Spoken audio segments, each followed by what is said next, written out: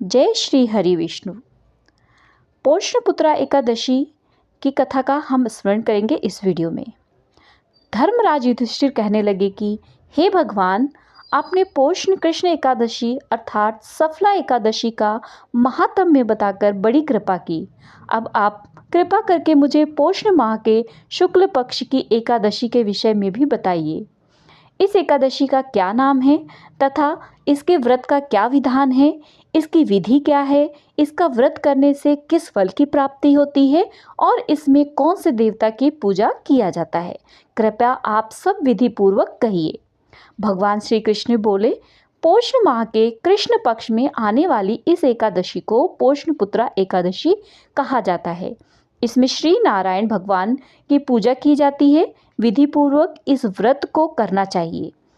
इस चर और अचर संसार में पुत्रा एकादशी के व्रत के समान दूसरा कोई व्रत नहीं है। इसके पुण्य से मनुष्य तपस्वी, विद्वान, लक्ष्मीवान होता है। इसकी मैं एक और कथा कहता हूँ, सो तुम ध्यान पूर्वक सुनो। पोषणपुत्रा एकादशी व्रत कथा की शुरुआत करते हैं। भद्रावती नामक नगरी में सुकेतु नाम का एक राजा राज्य करता था। उसके कोई पुत्र नहीं था। उसकी स्त्री का नाम शैव्या था। वह निपुत्री होने के कारण सदैव चिंतित रहा करती थी। राजा के पितर भी रो रो कर पिंड लिया करते थे और सोचा करते थे कि इसके बाद हमको कौन पिंड देगा। राजा का भाई, बांधव, धन, हाथी, घोड़े, राज्य, मंत्री, इन सब में से किसी से भी संतोष नहीं था। वह सदैव यही सोचा करते थे, मेरे मरने के बाद मुझे पिंड दान कौन करेगा। बिना पुत्र के पितरों और देवताओं का ऋण मैं कैसे चुका सकूंगा। जिस घर में पुत्र ना हो उस घर में सदैव अंधेरा ही रहता है। इसलिए पुत्र उत्पत्ति के लिए प्रयत्न करना चाहिए।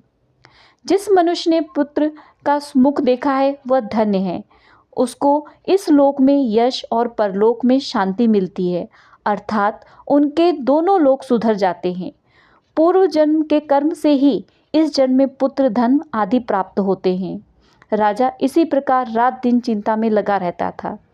एक समय तो राजा ने अपने शरीर त्याग देने का निश्चय किया, परंतु आत्मघात को महान पाप समझकर उसने ऐसा नहीं किया।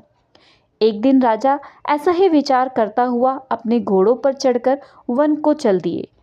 वहाँ पर पक्षियों और वृक्षों को देखने लगे। उसने देखा कि वन में मृग, व्याघ्र, सूअर, सिंह, बंदर, सर्प आदि सब भ्रमण कर रहे हैं। हाथी अपने बच्चों को और हथनियों के बीच में घुमा रही है। इस वन में कहीं तो गीदड़ अपने कर्कश स्वर में बोल रहे हैं, कहीं उल्लू ध्वनि निकाल रहे हैं। वन के दृश्यों को देखकर राजा सोच विचार में लग गया। इसी प्रकार आधा दिन बीत गया। वो सोचने लगा कि मैं कई यज्ञ किए, मैंने ब्राह्मणों को स्वादिष्ट भोजन से तृप्त कराया, मतलब इस तरीके से मैंने इतना कुछ किया, उसके बाद भी मुझे यह दुख प्राप्त हुआ। राजा प्यास के मारे अत्यंत दुखी हो गया और पानी की तलाश में इधर उधर फिरने लगा। थोड़ी दूरी पर राजा ने एक सरोवर देखा। उस सरोवर में कमल खिले थे तथा सारस, हंस, मगरमच्छ आदि विहार कर रहे थे। उस सरोवर के चारों तरफ मुनियों के आश्रम बने हुए थे।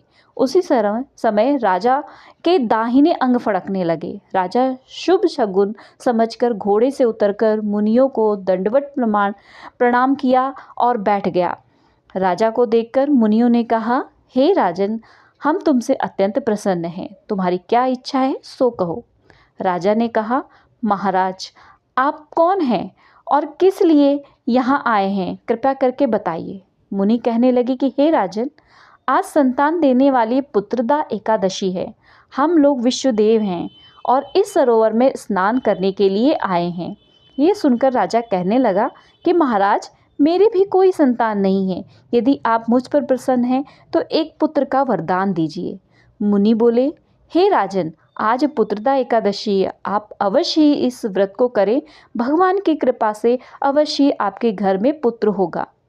मुनि के विचारों को सुनकर राजा ने उसी दिन एकादशी का व्रत किया और द्वादशी को उसका पारण किया। इसके पश्चात मुनियों को प्रणाम करके महल में वापस आ गया। कुछ समय बीतने के बाद रानी ने गर्भ धारण किया और 9 महीने के पश्चात उसने एक पुत्र को जन्म दिया। वह राजकुमार अत्यंत शूरवीर, यशस्वी और प्रजापालक हुआ। श्री कृष्ण बोले, हे राजन, पुत्र की प्राप्ति के लिए पुत्र एकादशी का व्रत करना चाहिए। जो मनुष्य इस महात्म्य को पढ़ता या सुनता है उसे अंत में स्वर्ग की प्राप्ति होती है। तो बोलो जय श्री हरि विष्णु।